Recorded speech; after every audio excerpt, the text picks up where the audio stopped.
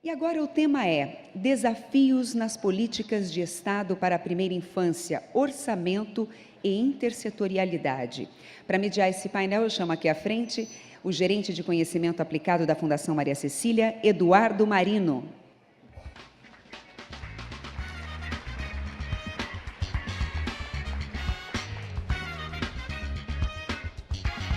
E chamamos também as palestrantes Úrsula Dias Pérez, professora da Escola de Artes, Ciências e Humanidades da USP, e Ariela Luna, da Atipai Consultoria, no Peru.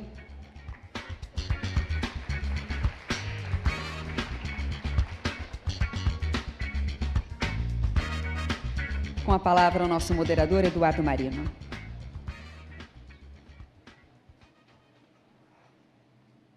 Bom dia a todos e todas. Acho que nós estamos muito contentes de desde ontem, estarmos aqui com a casa cheia. Acho que tem sido realmente um prazer estar aqui no Recife, em Pernambuco, e ter tido o contato desde ontem com pessoas de diversos estados, com os nossos colegas da região norte, do Acre, do Ceará, muita gente de São Paulo também. Tive conversando ontem com pessoas de Minas Gerais. Então, a gente está realmente muito contente com o que tem acontecido aqui, não só em termos de conteúdo, mas de presença, né? Essa é a última mesa temática aqui do nosso evento, e nós reservamos 2 temas que têm sido recorrentes aqui desde ontem, né? A questão que o Marco Legal traz da intersetorialidade e a questão de orçamento, né? A questão da intersetorialidade, ela aparece no Marco Legal de maneira transversal. Ela se dá tanto na perspectiva interfederativa, né, nessa relação entre o nível federal, estadual e municipal, e também na perspectiva intra, né, aí tanto no nível federal, como as diferentes pastas devem se integrar para programas de primeira infância, quanto no nível estadual e no nível municipal, né? E os desafios foram levantados aqui por vários dos palestrantes, né? Ontem, a Márcia Castro, acho que teve uma fala bastante emblemática, quando trouxe as questões básicas que um município pode se organizar, como a questão do controle da dengue ou dos mosquitos causadores do Zika vírus, como é importante uma integração das diferentes pastas para poder endereçar problemas críticos como essas epidemias, né? E a questão do orçamento, ela faz parte dessa integração, né? Porque como é importante você, num processo de estruturação de um programa de primeira infância, você incluir também a Secretaria de Finanças para poder, de fato, dar conta, né? E nessa questão específica do orçamento, nós também tivemos aí muitas discussões, muitas perguntas nessa linha. O que o Marco Legal traz é o desafio, a importância da transparência, né? Nós tivemos aqui ontem um anúncio importante do governador sobre um esforço de inclusão na legislação de um recurso destinado ao programa Mãe Coruja Pernambucana, que acho que é sem dúvida alguma coisa importante. A Isabela trouxe agora todo o arcabouço legal que coloca nessa questão da prioridade a questão da dotação orçamentária. Esse que o Marco Legal traz é a importância do esforço de transparência do governo para divulgar os recursos efetivamente destinados à primeira infância, né? E a professora Úrsula Pérez, que é é da Universidade de São Paulo, da Faculdade de Gestão de Políticas Públicas. Queria passar agora a palavra para a Úrsula. Bem, bom dia a todas e todos. Também queria dizer que é um grande prazer estar aqui hoje. É uma temática que sempre me envolveu muito, a temática da primeira infância, da criança e do adolescente. É um prazer estar aqui em Recife, que é a terra da minha mãe, dos meus avós, então é um grande prazer estar aqui em Pernambuco, que esse evento tenha sido escolhido para ser aqui, e ver um público tão envolvido, tão grande, tão envolvido com essa temática é muito interessante. Iniciar falando também um pouco, como fez a Patrícia ontem, da onde eu falo. Como comentou Eduardo, eu estive recentemente como secretária adjunta de Planejamento no município de São Paulo e atuo no orçamento há mais de 20 anos. Então, tenho uma atuação sempre ao longo da gestão pública, muito ligada às secretarias de Finanças e Planejamento, mas também uma atuação junto a conselhos, Conselho da Criança, da Educação, da Saúde. E, ao longo desse período, como gestora pública, eu tive essa vivência intercalada do que é a pressão das finanças públicas e do que são as necessidades de políticas públicas. Vem daí também, obviamente, dos últimos anos das pesquisas na USP, as reflexões que eu trago aqui para vocês hoje para pensarmos as questões das políticas públicas, intersetorialidade e desafios e possibilidades de arranjos orçamentários pensando a primeira infância. Então, o primeiro ponto, espero que esteja dando para todos lerem, eu vou trabalhar essas três grandes questões aqui na apresentação. Primeiro, situar do que eu estou falando em termos de intersetorialidade para a primeira infância, abranger um pouco questões sobre sistemas de políticas públicas no Brasil, nos últimos anos, o que foi que construímos e quais são as questões intrínsecas, os arranjos institucionais do que construímos, o que se coloca como desafio hoje e quais são as possibilidades que eu acredito e outras pessoas acreditam nesse campo de arranjo orçamentário que podemos pensar avançando no financiamento, na gestão para um pacto pela infância. Então, esse primeiro marco que eu trago de intersetorialidade, eu acredito que dialoga com várias das falas de ontem e de hoje também. Primeiro, pontuando que, quando a gente pensa a qualidade de vida, quando a gente pensa a qualidade de vida de qualquer pessoa, de qualquer público, ela é uma questão integrada. Então, você não olha uma criança, nem um indivíduo pensando, bem, que parte dele é a educação, que parte é a saúde. Eu olho como um todo, tentando entendê-lo com uma solução integrada, né? Um pacote. A nossa tendência como ser humano é fragmentar, porque os nossos conhecimentos são fragmentados. Mas, pensando a qualidade de vida, a integração, a intersetorialidade é um pressuposto, não é isso? E a infância, pensando essa gestão intersetorial, a possibilidade de construção de pontes de integração é uma necessidade para construir a plenitude de um trabalho de políticas públicas para a primeira infância. Então, ela é fundamental para apontar as possibilidades de solução para problemas que se apresentam nessa área. Okay? Então, pensando sempre, como pano de fundo, a questão do financiamento, pensar a intersetorialidade dessas pontes também significa otimizar recursos, sejam humanos, sejam materiais, sejam financeiros, para um trabalho ajustado. E aqui um ponto fundamental, quando a gente pensa essa intersetorialidade na primeira infância, é entender que a chave do olhar está no público-alvo, e não no setor. E essa é uma mudança fundamental de cultura de pensamento e que precisaria ser traduzida para dentro do orçamento para que a gente consiga fazer esse novo arranjo. Porque não é assim que a gente constrói a prática sistemática orçamentária.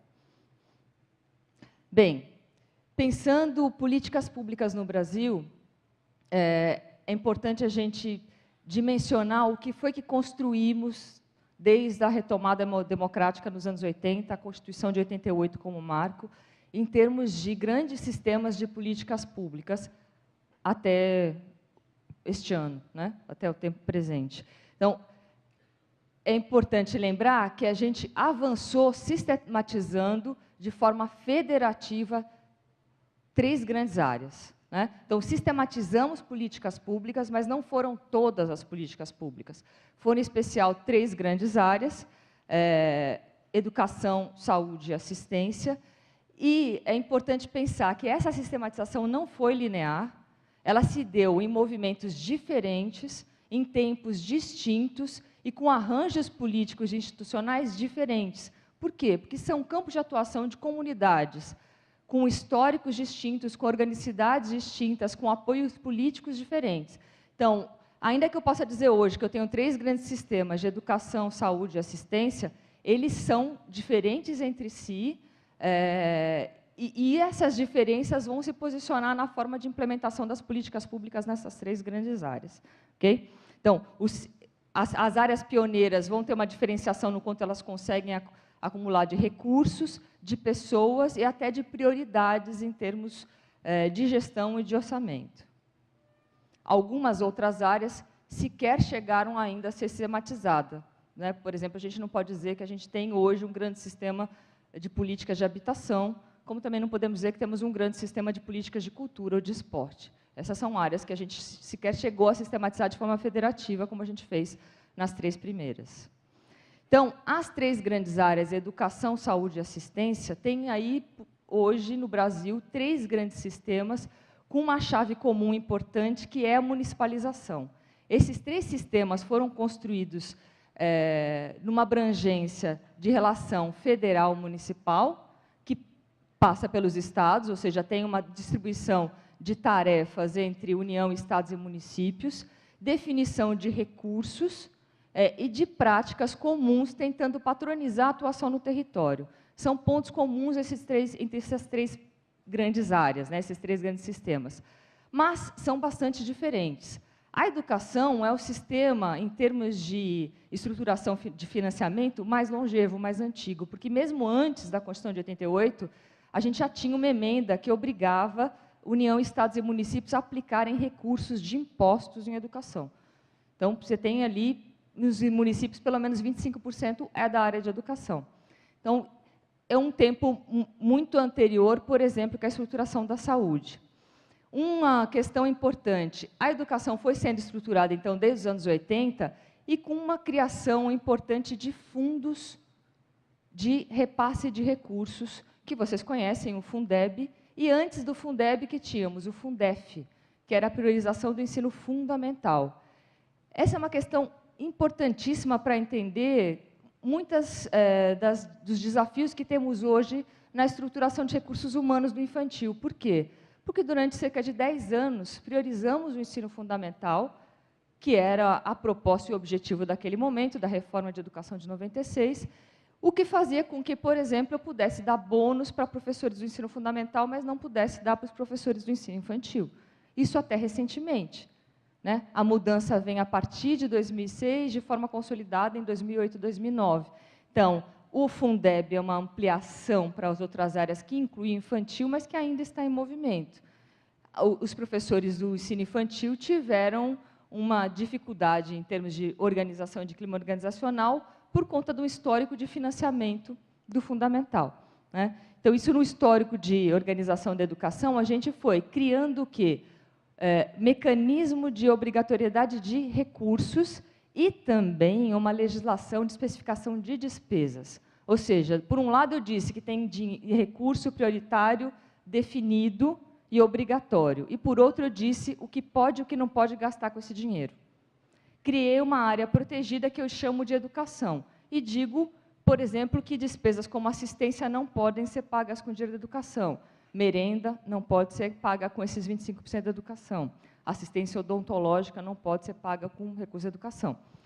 Fortaleci uma área e estruturei. Vou fazer isso com a saúde também. A saúde, ao longo da sua estruturação, vai criar o SUS, o Sistema Único de Saúde no Brasil, e vai buscar estruturar o seu financiamento ao longo do tempo. Apesar da Constituição já criar o SUS, o financiamento vai ser muito discutido ao longo dos anos, até chegar em 2000 e a aprovação de uma emenda, emenda 29, que vai definir aí recursos vinculados para as 3 áreas, e principalmente os municípios com 15% e os estados com 12%. E também vai dizer o que é saúde e o que não é saúde. A assistência é muito mais recente, a estruturação do sistema é de 2005, tem definição de programas, tem definição de projetos, tem repasse de transferência de renda, mas não tem uma obrigatoriedade de vinculação de recursos. Existe repasse do Fundo Nacional para os fundos estaduais e municipais, mas isso depende da verba existente no orçamento de cada ano. Então, os três são sistemas, mas não se compara o recurso da assistência com o da educação e da saúde, por exemplo. Bem, então, é importante levar isso em consideração, por quê? Porque o financiamento que a gente cria e normatiza para cada política, o que a gente imagina, por exemplo, que deveria ser o SUS, e o financiamento possível para a saúde, vai determinar como eu consigo ou não implementar uma política. Então, essa é uma questão fundamental. Entender o orçamento vai me permitir entender o quanto eu consigo avançar ou não a partir de recursos que eu tenho disponíveis. E isso explica a atuação na assistência e, por exemplo, a instabilidade de equipes, a rotatividade que ontem foi comentada. Não tenho recursos para ter carreiras fixas na assistência social, ainda, boa parte dos municípios. Isso depende de contratos que são temporários e acabam sendo rotativos. Então, não vou ter equipes fixas nos CRAS e nos CREAS, porque não há esse recurso para a contratação das pessoas. E mesmo na saúde, foi feita uma opção nos últimos anos de trabalhar com equipes rotativas, porque boa parte do pessoal vem de organizações sociais e não são de carreira.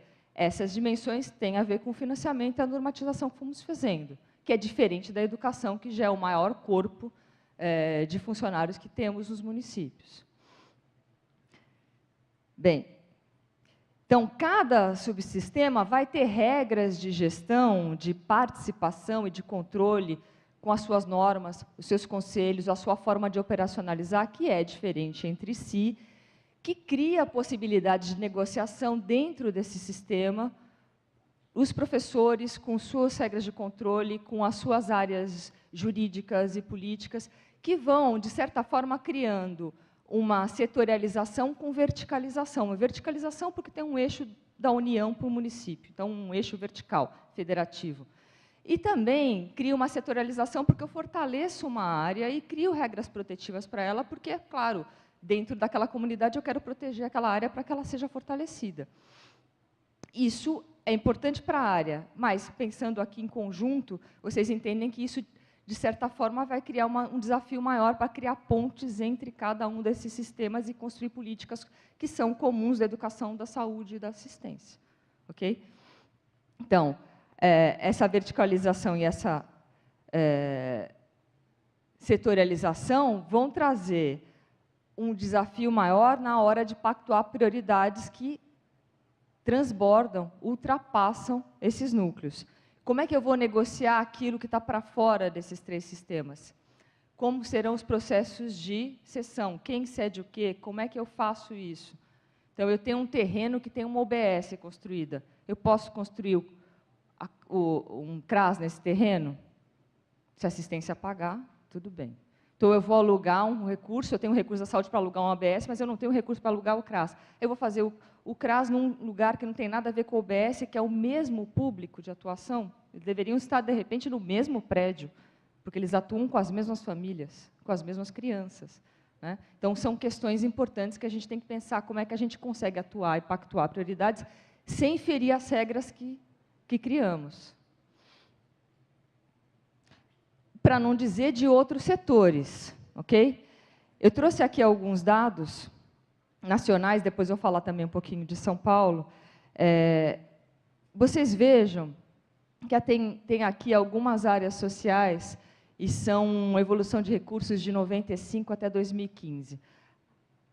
Para além da Previdência, que é o maior percentual do PIB aí, mas vejam, a educação é a primeira área, que vai ter em torno aí de 5% do PIB, seguida da saúde, que tem menos recurso, mas é um recurso bastante volumoso, em torno de 3,5% do PIB, e a assistência social está em terceiro, com recurso bem menos volumoso, sendo que aí dentro ainda tem repasses diretos que não são nem a programação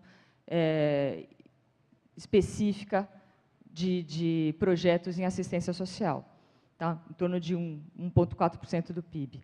No cantinho, lá no final, não chega a 1% do PIB a soma de cultura, esporte, cidadania e outras áreas que importam para a construção, por exemplo, da primeira infância, mas que tem aí uma limitação grande de recursos, como também a habitação e saneamento, que é o quinto núcleo ali, com torno de 1,2% do PIB. Então, esses são outros setores que estão ali estruturados de forma mais limitada e com um diálogo bastante precário com esses primeiros 3 sistemas. Não pus lá a segurança pública, mas eu trouxe aqui esse dado. Eu participei dessa pesquisa que saiu no Anuário de Segurança Pública, saiu agora há pouco, até que a Márcia comentou ontem. Esse é dado de um colega, o Daniel Cerqueira, e ele botou aqui 2 curvas. A primeira curva azul foi o número de mortes que a gente teve por faixa etária no Brasil, e a curva vermelha é uma curva que se imaginou, se tivéssemos feito investimento de forma integrada em educação e a segurança, quantas vidas a gente teria salvo de jovens, de crianças e adolescentes. Essa é a diferença dessas 2 curvas, a azul e a vermelha. Então, segurança pública também importa para pensar a infância, seja a criança que está diretamente envolvida numa situação, um território inseguro, ou até seus pais, que ela pode vir a perder ao longo dos seus primeiros anos de vida por questões de segurança pública e de violência. Esse é um gráfico que ajuda a entender bastante a dificuldade aí orçamentária e a divisão de recursos entre setores. É um orçamento do município de São Paulo, e são 50 bilhões de reais. Esse é um orçamento de 2014, que eu acho que está apesar de ter algumas modificações de cenário para agora, dá para visualizar bem as dificuldades entre áreas. Então, são 50 bilhões de reais, que todos vamos concordar que é um volume bastante expressivo para o orçamento de um município. A maior área, a verdinha ali, é a educação. Nessa banda aqui, a pizza maior, são todas despesas obrigatórias, constitucionais legais. Então, a obrigatoriedade de gasto em educação, em saúde, pessoal, pagamento de dívida, legislativo, tudo isso soma em torno de 40 bilhões de reais. Então, quando eu tiro o que é mandatório, obrigatório, eu tenho aqui 10 bilhões para dividir entre as outras áreas. Então, nessa divisão dos 10 bilhões para as outras áreas, eu vou ter manutenção da cidade, que implica limpeza, transporte, que dá metade dos 10 bilhões. São 5 bilhões para limpeza, transporte, iluminação, manutenção, conservação da cidade. Os outros 5 eu vou dividir em todas as outras áreas. E aí eu chamo a atenção para aquela área rosinha, 1,4 bilhões, que é a soma das secretarias de assistência, esporte, verde, mulheres, cidadania e outras áreas. Ali tem também o Conselho da Criança e Adolescente. Todas essas áreas aí dividem 1,4 bi de recursos para fazer a sua atuação em políticas públicas. É claro que há atuações conjuntas, mas percebam que eu preciso trabalhar a partir disso para construir o diálogo entre áreas. Por que a divisão está feita dessa forma? Nosso orçamento tem uma estrutura funcional, como até a Ariela chamou a atenção, também no Brasil a nossa estrutura é funcional e tem uma parte programática, e a gente divide as estruturas a partir das grandes funções, educação, saúde, assistência e assim por diante. Para eu conseguir visualizar o que é a 0 a 3 anos em cada política, isso é um esforço construtivo, porque ele não está a priori construído. Então, aqui eu vejo as áreas, mas não vejo a totalidade do que é 0 a 3 anos, por exemplo, ou do que é 0 a 12 anos.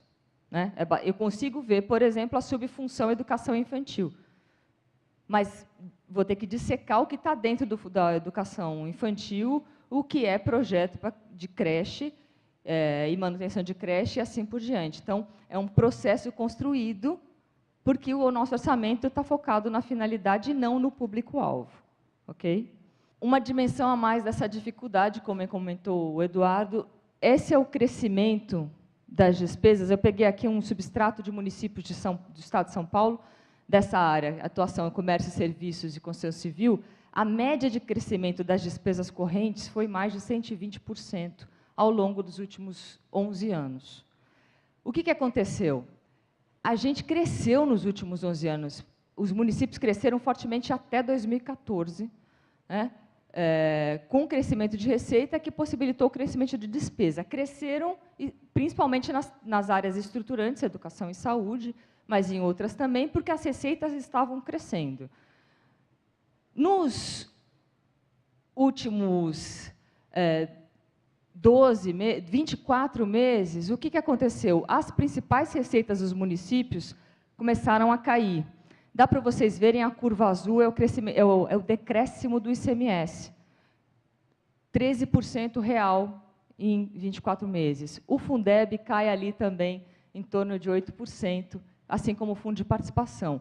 Então, os municípios estruturaram suas despesas ao longo de 10 anos e uma queda abrupta de arrecadação faz com que traga uma enorme dificuldade de ajuste, porque a despesa não cai automaticamente. Aquilo que eu estruturei de escolas, de postos, de contratações, tem uma dificuldade de ajuste.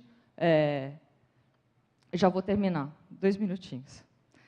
Bem, nos últimos anos, nesse crescimento e estruturação de despesas, teve também esforços de intersetorialidade, como vocês já comentaram, dentre eles a construção de planos para a primeira infância, orçamentos específicos para a primeira infância. São Paulo tem uma experiência do São Paulo Carinhosa, aqui em Pernambuco, Mãe Coruja.